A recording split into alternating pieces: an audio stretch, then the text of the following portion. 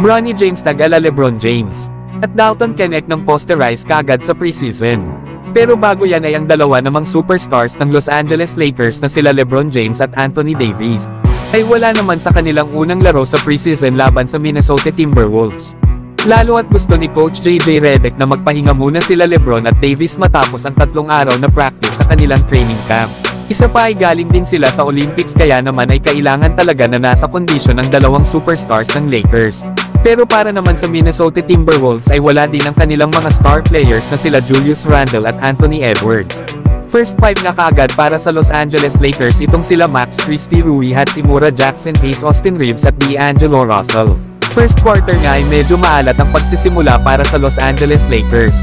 Pero ilang mga minuto lang ay abante sa 5 points ang hinahabol ng Los Angeles Lakers sa Minnesota sa score na 13-5. Pero Max Christie agad naman nag-contribute para sa kanyang 7 points dito sa Lakers.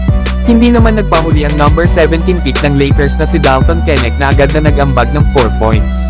Pero itong bagong player ng Minnesota Timberwolves na si Donte DiVincenzo, ay pakitang gilas agad sa kanyang shooting skills na gumawa agad sa first quarter ng 11 points. Kaya naman natapos ang first quarter na hawak ng Minnesota ang kalamangan sa score na 36-23. Pero pagdating ng second quarter ay dito na nga ipinasok ang anak ni LeBron na si Bronny James. Na dito ay nakagawa ito ng isang chase down block sa player ng Minnesota. Pero nagsunod-sunod nga din ang naging puntos dyan ng Minnesota Timberwolves kaya naman ay natambakan agad ang Lakers ng nasa 20+ points. Mukhang naninibago pa nga ang mga players ng Lakers lalo at wala ang kanilang dalawang superstars na sila LeBron James at Anthony Davis. Pero sa mga pahuling mga minuto sa second quarter ay nagsunod-sunod na rin ang shoot ng Lakers beyond the arc.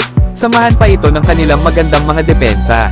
Kaya naman ay agad na bumaba sa 9 points ang hinahabol ng Los Angeles Lakers dito sa Minnesota Timberwolves sa score na 58-49. Pagdating naman ng third quarter ay maganda ang panimula ng Minnesota laban sa Lakers. At pumalo nga agad sa 16 points ang kanilang lamang.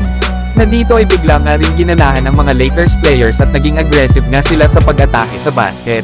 Na bigla nga dyang nakahabol ang Los Angeles Lakers dahil dito sa veteranong si Gabe Vincent idagdag pa ang rookie na si Dalton Knecht. Bumaba na nga sana sa isa ang hinahabol ng Lakers. Pero natapos ang third quarter sa score na 95-88. Kaya naman sa fourth quarter ay beast mode naman ang rookie na si Dalton Knecht at nang posterize pa nga ito sa isang player ng Minnesota. Pero bukod dyan mga idol ay tuluyan na ring natambakan ang Lakers. Kaya naman ay puro second unit na lang ng parehas na kupunan ang naglaro sa loob ng court. Nasa huli ay nagawang tambakan ng Minnesota Timberwolves ang Los Angeles Lakers. At nakuha nga ng Minnesota ang una nilang panalo sa preseason sa score na 124-107. Sunod naman na makakalaban ng Los Angeles Lakers sa preseason ay ang Phoenix Suns sa October 7.